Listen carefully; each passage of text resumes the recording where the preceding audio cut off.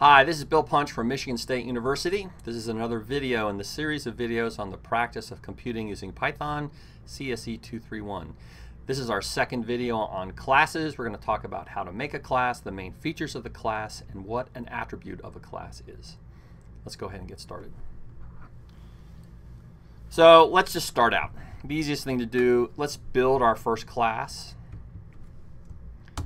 And we've made one, but here's a picture that identifies for the class that we have here in front of us the main features. So this is this element here is done here as pictures with some things marked up. So let's take a look. We have a new keyword. It's the class keyword. That's the thing that describes the fact that we're making a class. The name that follows is the name of the class. Remember that for class names we use cap words, and so every word starts with a capital letter. That's what we're going to continue to do. The thing that follows is in parentheses we say the word lowercase object, and we'll explain that later, but you just do it for now, and then a colon indicating the start of a suite. And then the things indented under the suite are those things that are part of the class. Here are three methods. They're methods because they're part of the class, but they look like functions, and we'll talk some more about that in a minute.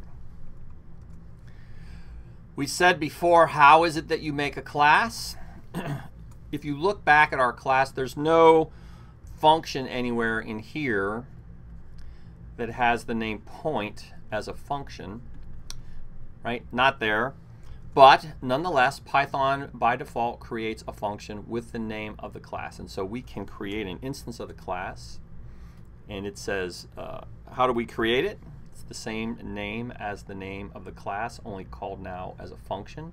Can we print it? We made an instance. We can, even though it's not very pretty. There's stuff in our class. We can take a look at that. There's a special function called the dir function. The dir function tends to list those things that are in a class. Let's take a look at what's in our point instance. And it turns out there's a lot of stuff.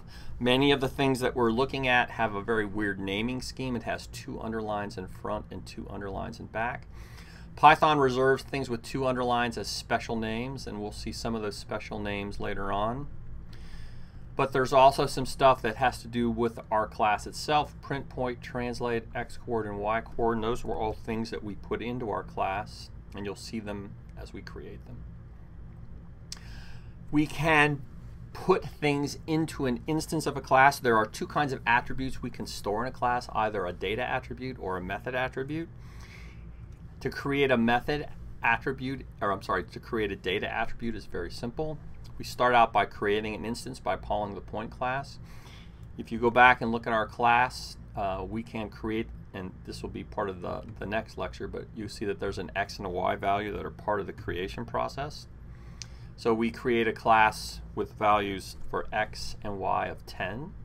But then we can say, look, inside the point, dot, and the name of a variable, we're going to create a value 1,000. And if we point out the values in both of the myPoint and newPoint stuff by using the dir function, we can see that in the dir function you can see an element called new attribute in the myPoint instance, but not in the point instance. That's because essentially what we've done here is when we do assignments inside of an instance, just like when we did assignment to create a variable, we can create a new variable inside an instance by simply doing assignment. So we can make data attributes inside of an instance. We can also call a method based on a particular instance, and we've done this plenty of times before. We showed it in the previous video. We're going to run the mylist stuff, and we'll run a pop function.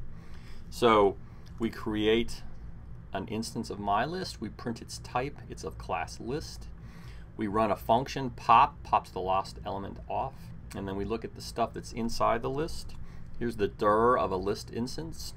There's lots of things in there, again with a double underline, but here are the methods we might know about: append, count, extend, index, insert, pop, remove, reverse sort.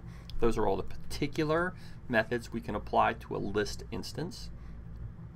Can we apply an upper to a list instance? And we can say no. And we know it from two reasons. One, we know that upper is particular to strings, and my list is not of type string. But if we weren't sure, we can go back and look to see what are the methods that we could apply, and it's clearly not. So we need to apply methods to an instance, and only certain methods can be used. Those instance methods that are part of the class are of the same type. So this is our class again. Remember that guy. I'm going to remember the point that we made. We're going to point the elements that are in my point, and the things that we can do are print point, translate, x coord, and y coord. So I can apply those methods to a particular instance of my point, and only those. I can run that here for the my point thing printed out. If I were to try to apply the same thing to a list instance, I would get an error, because the list instance cannot use a point method, nor can I take my point and apply a list method.